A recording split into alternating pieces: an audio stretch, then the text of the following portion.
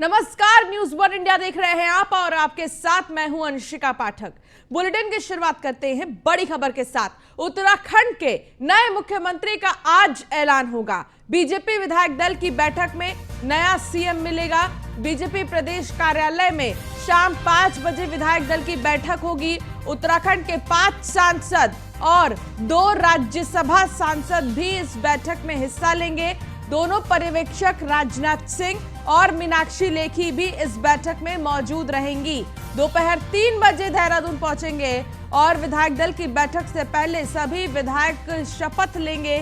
सबसे पहले pro tem speaker शपथ लेंगे बंशीधर भगत है, जो कि सुबह 11 बजे बंशीधर भगत सभी नवनिर्वाचित विधायकों को शपथ दिलाएंगे। 23 मार्च को परेड ग्राउंड में नए मुख्यमंत्री का शपथ ग्रहण समारोह होगा। तो नए मुख्यमंत्री आज उत्तराखंड को मिल जाएंगे, जिसका बेसब्री से इंतजार है, लंबे समय से इंतजार है। कई दौर की बैठकें हुई, बड़े बड़े नेताओं के साथ बैठकें हुई, लेकिन अभी ये नहीं पता चल पाया है कि मुख्यमंत्री कौन होंगे। तो मुख्यमंत्री की जो तलाश है वो आज खत्म हो जाएगी।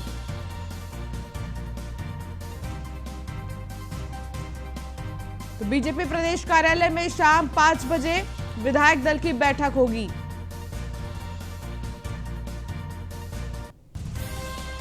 तो दोनों पर्यवेक्षक राजनाथ सिंह और मीनाक्षी लेखी भी इसमें मौजूद रहेंगी।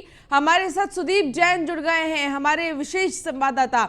सुदीप, बहुत देरी हो रही है और उत्तराखंड की जनता को इंतजार है नए मुख्यमंत्री की। कब ये इंतजार खत्म होगा? जी देखिए, ये सस्पेंस, ये इंतजार आज खत्म होने जा रहा है। नए मुख्यमंत्री का चुनाव आज विधानमंडल दल की बैठक में नाम का खुलासा केंद्रीय रक्षा मंत्री व केंद्रीय राज्य मंत्री मीनाक्षी लेखी कर देंगी। राजनाथ सिंह 3 बजे देहरादून एयरपोर्ट पहुंच रहे हैं और वो सड़क मार्ग से देहरादून आएंगे। इसके बाद विधानमंडल दल की बैठक में नाम का ऐलान हो जाएगा। सूत्र बता रहे हैं जिस प्रकार से मणिपुर में पुष्कर सिंह धामी के रिपीट होने की संभावनाएं बहुत प्रबल हो गई है, बहुत बलवती हो गई है। आज सुबह 10 बजे, अभी थोड़ी देर बाद, जो प्रोटेम स्पीकर है वो रवाना हो रहे हैं राजभवन के लिए। राजभवन में उनकी शपथ होगी 10 बजे। राजभवन से सीधे विधानसभा रवाना होंगे, जहाँ 11 बजे जीत के आए सभी विधायकों की 70 विधायकों की शपथ होगी विधानसभा में। करीब 3 घंटे के इस प्रोसेस के बाद जो भारतीय जनता पार्टी के विधायक है वो पार्टी कार्यालय की ओर रवाना होंगे और विधानमंडल दल की बैठक में शामिल होंगे। सुदीप, इससे पहले कहा जा रहा था कि कल ही इस बात का पता चल जाएगा कि उत्तराखंड का जो मुख्यमंत्री है वो कौन होगा, लेकिन कल भी विधानमंडल दल की बैठक में ये डिसाइड नहीं किया जा सका कि कौन होगा मुख्यमंत्री। राजनाथ सिंह भी थे, लेकिन आज भी राजनाथ सिंह वैसे तो शामिल होंगे इस मीटिंग में। तो क्या आज फाइनल समझा जाए, फुल एंड फाइनल हो जाएगा उत्तराखंड का? जी देखिए, आज ही विधानमंडल दल की बैठक होनी है। कल कोई विधानमंडल दल की बैठक नहीं हुई है और राजनाथ सिंह भी नहीं आए हैं। आज वो आएंगे, जैसा कि कल आपने बताया था, और आज ये बैठक पार्टी दफ्तर में प्रस्तावित है। आज इस नाम से पर्दा उठ जाएगा कि आखिर मुख्यमंत्री के पद पर उत्तराखंड में भाजपा सरकार का नया मुख्यमंत्री या पुराने पे पुष्कर सिंह धामी के प्रति जिस प्रकार से सिंपैथी है, कई विधायक, पार्टी कार्यकर्ता, पार्टी संगठन, केंद्रीय मंत्री प्रहलाद जोशी व केंद्रीय मंत्री राजनाथ सिंह का एक झुकाव है, उनकी कार्यप्रणाली से एक लगाव है। ऐसा लगता है कि हो सकता है पुष्कर सिंह धामी को ही दोबारा मौका मिले, अन्यथा किसी नए नाम पर मोहर लगेगी। बिल्कुल सुदीप, हालांकि देखिए, जनता ने ये बिल्कुल सोचकर ही वोट दिया है बीजेपी को कि कोई ऐसा दमदार चेहरा आएगा जो वाकई में इस बार उनकी समस्याओं को समझेगा। अभी जितने भी नेता रेस में हैं मुख्यमंत्री के, उन नेताओं के प्रोफाइल पर अगर हम नजर डालें तो सबसे ज्यादा चांसेस किसके नजर आ रहे हैं? हालांकि पुष्कर सिंह धामी तो है ही रेस में आगे, ये हर कोई जानता है और हर बार हमने ये आला कमान के खुद मुंह से प्रचार प्रसार के समय सुना भी है। उन्होंने कहा कि धामी धाकड़ है, धामी है तो मुमकिन है। लेकिन क्या जो इतनी पब्लिसिटी मिली है वो मुख्यमंत्री के पद के लिए कन्वर्ट होगी? देखिए, मुख्यमंत्री के तौर पर पुष्कर सिंह धामी बनाम ऑल है, यानी धामी है और धामी के सामने अन्य सभी है। धामी के अलावा अगर प्रमुख नामों पर बात करें तो राज्यसभा सांसद व राष्ट्रीय मीडिया प्रभारी अनिल बलूनी का भी नाम है। इसके साथ ही विधायकों में सतपाल महाराज, सुबोध उनियाल, मदन कौशिक, धन सिंह रावत के भी नाम चर्चाओं में है, यदि कोई विधायकों में से बनता है। तो ये प्रमुख नाम है जिन पर मंथन यूं तो हाईकमान कर चुका है और हाईकमान को ही पता है कि नया सीएम कौन है।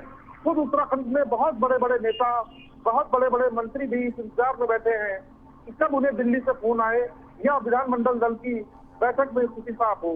तो अब नेताओं को भी विधानमंडल दल की बैठक का इंतजार है जहां स्थिति साफ होगी। ठीक है, हालांकि मीटिंग शाम को होगी और अभी तक कौन कौन पहुंच गया है दिल्ली? सुदीप जी देखिए, दिल्ली कोई नहीं पहुंचा है, सब देहरादून आएंगे। माफ कीजिएगा, देहरादून। विधायकों के आने का सिलसिला देहरादून शुरू हो चुका है कल से ही। राजनाथ सिंह जी 3 बजे मीनाक्षी लेखी के साथ आ रहे हैं। मुख्यमंत्री कल दिन में वापस आ रहे थे, पर वो कल शाम को वापस आए हैं। और इसी प्रकार से केंद्रीय जो चुनाव के वक्त जो प्रभारी थे दुष्यंत गौतम, वो कल रात पहुंच चुके हैं। रेखा वर्मा जो सह प्रभारी थी वो भी देहरादून पहुंच रही है। राज्यसभा सांसद नरेश बंसल देहरादून में है और आज दोपहर के बाद अनिल बलूनी भी देहरादून पहुंच सकते हैं, क्योंकि विधानमंडल दल में सभी 5 लोकसभा सांसद, दोनों राज्यसभा सांसद व सभी विधायकों को मौजूद रहने के निर्देश पार्टी ने दिए हैं। लेकिन सुदीप, एक सवाल ये है कि आखिर पेच फंस कहाँ रहा है? क्यों नहीं डिसाइड हो पा रहा है उत्तराखंड का मुख्यमंत्री? चुनाव हो गए, नतीजे आ गए, 10 मार्च को नतीजे आ गए। 10 मार्च के बाद से ही मंथन का दौर शुरू हो गया कि मुख्यमंत्री कौन होगा, मुख्यमंत्री कौन होगा। आज 21 मार्च, यानी कि 11 दिन लग गए हैं ये बस डिसाइड करने में कि मुख्यमंत्री कौन होगा। देखिए, भारतीय जनता पार्टी की परंपरा है कि कार्यकारिणी और पार्लियामेंट्री बोर्ड व विधानमंडल दल की बैठक से ही साफ होता है कि सीएम कौन बनेगा। बीते दिनों जब तीरथ रावत हटाए गए या त्रिवेंद्र सिंह रावत हटाए गए तो इसी विधानमंडल दल की बैठक का पालन किया गया। ये परिपाटी है भारतीय जनता पार्टी की। इससे पहले बड़े नेताओं के साथ चर्चा मंथन जरूर होता है, लेकिन इस पर उन्हें भी कुछ नहीं पता चलता। लिहाजा ये साफ है कि आज विधानमंडल दल की बैठक से ही स्थिति साफ होगी कि नया मुख्यमंत्री कौन है। चलिए ठीक है सुदीप, शुक्रिया इस तमाम जानकारी के लिए। तो 11 बजे आपको बता दें कि जिस तरीके से देखा जा रहा है ये सिलसिला शुरू होगा। तमाम मीटिंग, तमाम बैठकों का जो दौर है वो देखा जाएगा। बहुत से ऐसे सांसद हैं जो इस मीटिंग में मौजूद रहेंगे। लगभग 5 सांसद हैं उत्तराखंड में और वो मौजूद रहेंगे इस मीटिंग में। अगले मुख्यमंत्री की रेस में कौन कौन है चर्चा में, ये आपको हम नाम दिखा रहे हैं। मदन कौशिक, सतपाल महाराज, धन सिंह रावत, ये वो तमाम लोग हैं जो इस रेस में आगे हैं। तो शपथ को लेकर यूपी बीजेपी ने एक लेटर जारी किया है। बीजेपी ने प्रदेश के सभी जिला कार्यकारिणियों को निर्देश दिए हैं। शपथ में हर क्षेत्र से कम 2 कार्यकर्ता आएंगे। नेताओं को सूची तैयार कर लखनऊ भेजने के निर्देश दिए गए हैं। आने जाने की व्यवस्था पार्टी के नेताओं की तरफ से कराने के निर्देश हैं। साधु संतों के साथ डॉक्टर, इंजीनियर, साहित्यकार, समाज सेवी भी शामिल होंगे। 25 मार्च को योगी आदित्यनाथ मुख्यमंत्री पद की शपथ लेंगे। एकाना स्टेडियम में लोगों की भारी भीड़ जुटने की आशंका है। शपथ ग्रहण में शामिल होंगे पीएम मोदी, गृह मंत्री अमित शाह। प्रत्येक जिला मुख्यालय और बाजारों में होर्डिंग लगाने के भी निर्देश हैं। सुबह 8 से 10 बजे तक मंदिरों में पूजा पाठ करने के भी निर्देश हैं। शपथ ग्रहण में आने वाले सभी कार्यकर्ताओं को प्रवेश पत्र मिलेगा। जिला अध्यक्षों को आने वाले सभी लोगों की सूची बनाकर भेजने के निर्देश दिए गए हैं। तो जो भी मुख्यमंत्री योगी आदित्यनाथ के शपथ ग्रहण में शामिल होगा इस समारोह में, उनको एक पास दिया जाएगा, एंट्री पास दिया जाएगा। उस एंट्री पास के जरिए ही जाने की अनुमति है। अश्विनी द्विवेदी हमारे संवाददाता हमारे साथ जुड़ गए हैं। अश्विनी, एक ऐतिहासिक पल, और इस ऐतिहासिक पल को हर कोई अपनी आंखों से देखना चाहता है। कोई चाहता है नजदीक से देखे तो कोई घर पर ही अपने बैठकर टेलीविजन पर देखेगा इस ऐतिहासिक पल को। क्या तैयारियां हैं, कहां तक पहुंची तैयारियां, क्योंकि इसे शानदार और यादगार बनाने की कोशिश है। बिल्कुल इसको ऐतिहासिक पल ही कहा जाएगा, क्योंकि उत्तर प्रदेश में ऐसे पहली बार हुआ कि किसी पार्टी की वापसी हुई। हालांकि कांग्रेस समय में ऐसा हुआ था, लेकिन पिछले अगर 20 सालों की बात करें, इससे आज के आसपास सालों की बात करें, तो कोई भी न पार्टी वापस आई सत्ता में, ना ही वो मुख्यमंत्री वापस आया। निश्चित तौर पर एक बहुत ही महत्वपूर्ण बात है उत्तर प्रदेश के लिए, गर्व की बात है और भारतीय जनता पार्टी के लिए कि उन्होंने रिपीट किया और बाकायदा योगी आदित्यनाथ के चेहरे पर चुनाव लड़ा गया और फिर से वो बतौर मुख्यमंत्री अपने कार्यभार संभालने जा रहे हैं। निश्चित तौर पर इसको लेकर के बाकायदा तैयारियां की जा रही। 25 तारीख को शाम के 4 बजे जो है शपथ ग्रहण कार्यक्रम होना है, जिसको लेकर के इकाना स्टेडियम सजाया जा रहा है। इकाना स्टेडियम में 70,000 लोगों को बैठने का इंतजाम किया जा रहा है। निश्चित तौर पे इसमें तमाम वीवीआईपीज होंगे, चाहे वो तमाम जो भाजपा शासित राज्य हैं उनके मुख्यमंत्री हों या फिर प्रधानमंत्री हों, गृह मंत्री हों, रक्षा मंत्री हों, साथ ही साथ जो भाजपा के वरिष्ठ नेता हैं वो साधु संत, तमाम क्षेत्र के जो जानकार हैं, चाहे इंजीनियरिंग फील्ड हो चाहे मेडिकल फील्ड हो, वहाँ से उन लोगों को बुलाया जाएगा। तमाम ऐसे छात्रों को बुलाया जाएगा जिनको सरकार की तरफ से टैबलेट्स, लैपटॉप दिए गए थे। तमाम जो लाभार्थी हैं जिनको सरकार ने लाभ दिया था, चाहे वो राशन का हो, तमाम आवास का हो, सिलेंडर का हो, तमाम ऐसी चीजें उनको बुलाया जाएगा। साथ ही साथ हर जिले से, हर विधानसभा से, हर जो ब्लॉक है वहां से लोगों को बुलाया जा रहा है। उसकी लिस्ट बाकायदा बनाई जा रही है। जो जिला अध्यक्ष है उनको सीधे तौर पर सूचित किया गया है कि आप लोग लिस्ट बना करके जो प्रदेश नेतृत्व है उसको सौंपें, जिससे ये हो सके कितनी संख्या में लोग आ रहे हैं और क्या क्या व्यवस्थाएं करनी है। निश्चित तौर पे इनके लिए बाकायदा जो लोग आएंगे जिलों से उनके लिए पास की सुविधा की जाएगी, क्योंकि वहाँ पर तमाम वीवीआईपीज होंगे और किसी भी आम लोग को एंट्री नहीं मिलेगी। जिनके पास पास होगा उन्हीं को एंट्री मिलेगी। निश्चित तौर पर अगर बात करें, प्रधानमंत्री भी पहुंचेंगे, इसको लेकर के सुरक्षा के भी कड़े इंतजाम होंगे। मुख्यमंत्री भी होंगे, रक्षा मंत्री भी होंगे और गृह मंत्री भी। 4 बड़े नाम होंगे जो उस शपथ ग्रहण समारोह में शिरकत करेंगे। निश्चित तौर पर इसको लेकर के तैयारियां लगभग पूरी हो चुकी हैं और 25 तारीख की शाम को एक बार फिर मुख्यमंत्री योगी आदित्यनाथ पुनः एक बार फिर जो है शपथ लेंगे और उत्तर प्रदेश के लिए 5 साल के लिए क्या विजन रहेगा ये जनता को बताएंगे। निश्चित तौर पर 70,000 के आसपास के लोगों को बैठने के लिए बाकायदा इंतजाम किया जा रहा है, जिसको लेकर के जो इकाना स्टेडियम सबसे सफिशिएंट जगह थी, वहां पर आराम से लोग बैठ सकते थे। तमाम जो सुविधाएं होनी चाहिए थी वहां पर वो हैं सारी, चाहे वॉशरूम की सुविधा या पानी से रिलेटेड अन्य सुविधाएं, इसको लेकर के इकाना स्टेडियम को चुना गया। निश्चित तौर पर 24 तारीख को लखनऊ में जो विधायक दल की बैठक हो सकती है उसमें गृह मंत्री अमित शाह आ सकते हैं और उसी दौरान औपचारिक रूप से केवल एक फॉर्मेलिटीज के तौर पर जो मुख्यमंत्री योगी आदित्यनाथ हैं, जो समय कार्यवाहक मुख्यमंत्री उत्तर प्रदेश के, उनको पुनः विधानमंडल का नेता चुना जा सकता है और 25 तारीख को शपथ ले सकते हैं। जी चलिए, बहुत शुक्रिया इस तमाम जानकारी के लिए अश्विनी। तो वहीं आपको बता दें, गृह मंत्री अमित शाह, रघुवर दास आज लखनऊ जा सकते हैं। अमित शाह और रघुवर दास की मौजूदगी में विधायक दल की बैठक होगी। बैठक में डिप्टी सीएम और मंत्रिमंडल पर फैसला होगा। तो बड़ी जानकारी, मंत्रिमंडल पर फैसला होगा और डिप्टी सीएम को लेकर भी फैसला होगा। लगातार जहां पेच फंसा हुआ है उसको लेकर चर्चा की जाएगी। आज अमित शाह और साथ ही रघुवर दास, जो कि पर्यवेक्षक बनाए गए हैं उत्तर प्रदेश के लिए, दोनों ही आज लखनऊ जा सकते हैं और मंत्रिमंडल को लेकर चर्चा करेंगे। साथ ही डिप्टी सीएम को लेकर भी चर्चा करेंगे। महज 3 दिन का वक्त बचा है और 25 तारीख को योगी आदित्यनाथ शपथ लेंगे।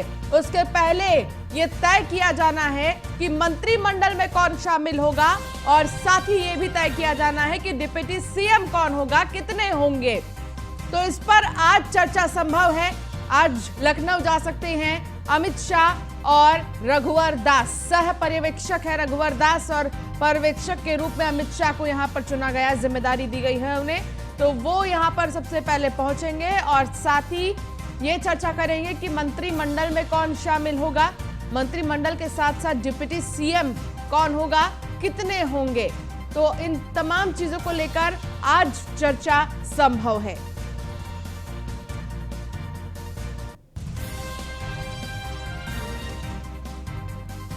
तो गृह मंत्री अमित शाह, रघुवर दास आज जा सकते हैं लखनऊ। अमित शाह और रघुवर दास की मौजूदगी में विधायक दल की बैठक होगी।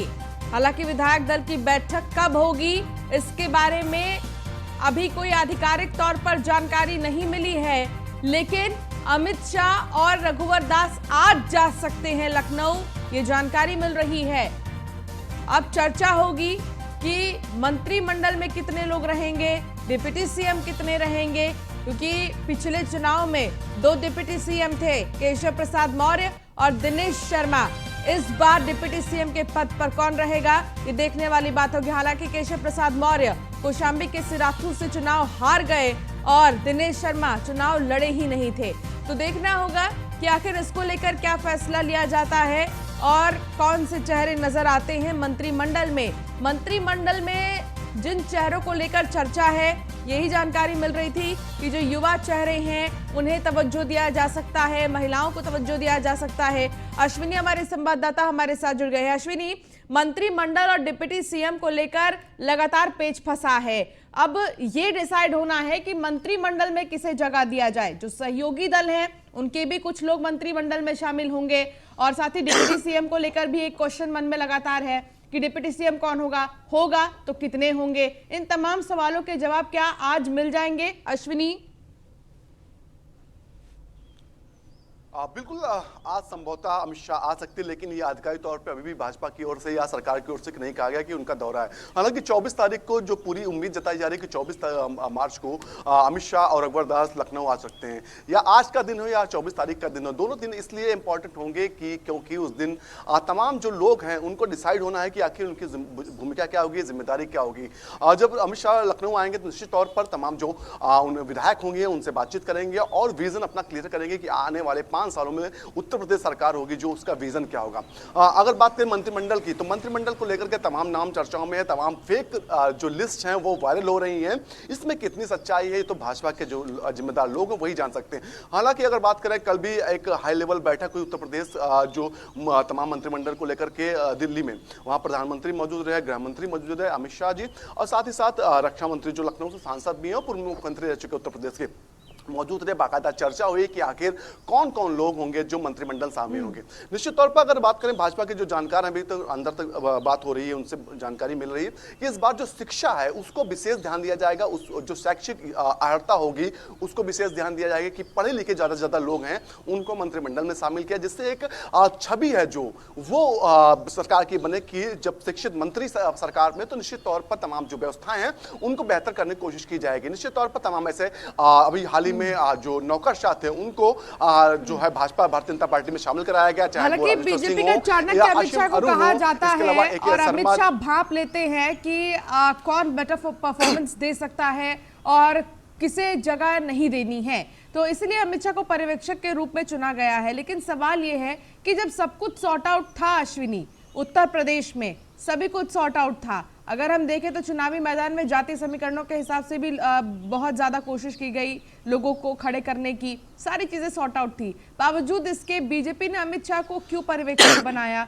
क्यों बीजेपी ने अमित शाह को चुनावी मैदान में उतारा? इसके मायने क्या समझे जाए? मंत्रिमंडल में कौन शामिल होगा, इसको लेकर अमित शाह का हाथ होगा इसमें डिसाइड करने के लिए, इसे कैसे समझे, क्या मायने हैं इसके?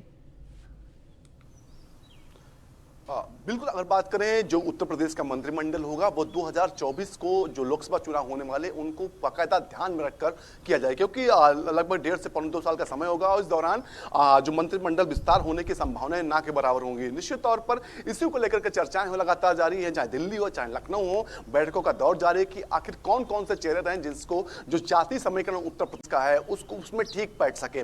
तमाम जो उप मुख्यमंत्री हैं उनकी रेस में तमाम लोगों का नाम चल रहा है, लेकिन कितना भारतीय जनता पार्टी के लिए फायदेमंद वो चेहरे रहेंगे इस पर चर्चा हो रही है। चाहे बेबी रानी मौर्य जो उत्तराखंड की राज्यपाल पूर्व में रही हैं, इस समय राष्ट्रीय उपाध्यक्ष है भारतीय जनता पार्टी के, उनको लाया गया और वो उस वर्ग से आती हैं जिस वर्ग से मायावती आती हैं। उनके सामने, मायावती के सामने बेबी रानी मौर्य को फेस बनाया जा रहा है, तो निश्चित तौर पर उनको एक बड़ी जिम्मेदारी मिलने की पूरी आशंका है। निश्चित इसके अलावा बात करें केशव प्रसाद मौर्य, केशव प्रसाद मौर्य जो उत्तर प्रदेश में मौर्य समाज के लोग हैं बड़ी संख्या में हैं, तो वो कौन बड़ा नेता बनाया जाए मौर्य समाज का, अभी भाजपा के पास ऑप्शन नहीं। तो ऐसे में संगठन में मजबूती जो है केशव प्रसाद मौर्य की वो पहले से ही है, चाहे वो दिल्ली हो चाहे लखनऊ, हर जगह उनकी पैठ है।